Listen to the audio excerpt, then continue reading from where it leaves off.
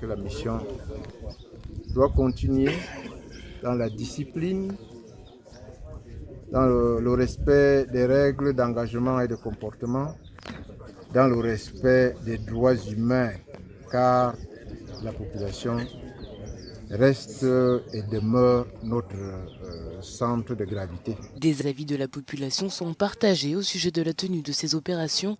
Certains estiment que la voie militaire a montré ses limites et qu'elle devrait être la dernière option. Et la plupart du temps, quand ces populations voient des militaires, ils pensent que leur papa, leur fils ou leur fille vont mourir à cause des militaires. Et ils ont de fait très peur. Donc je ne pense pas que l'option militaire soit la meilleure. Amnesty International est formel. Les hommes exécutant des civils dans cette vidéo sont des militaires camerounais, mettant en scène les exécutions sommaires de 2 femmes et 2 jeunes enfants. Pour Amnesty International, les uniformes que portent les hommes dans la vidéo sont communément portés par des personnels de l'armée camerounaise.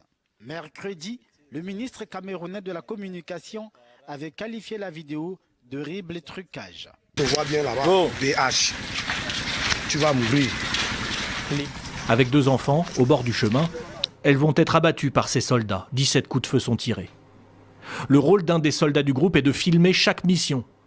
Aucune vidéo ne devait sortir, bien sûr, surtout pas celle-ci.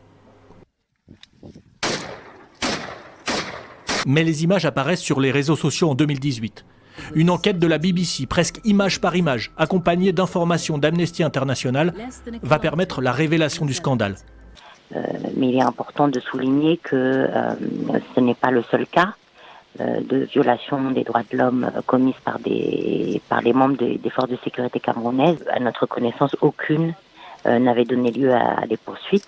Ces dernières années, d'autres organisations comme Human Rights Watch ont dénoncé les abus et exactions dans le nord et l'est du pays. L'armée, pourtant, se défend d'être laxiste. 6 d'entre eux auraient reconnu les faits le mois dernier lors d'une audience. « Nous avons obéi aux ordres », précisait-il alors. Le porte-parole de l'armée aujourd'hui décrit pourtant un procès pour non-respect des ordres.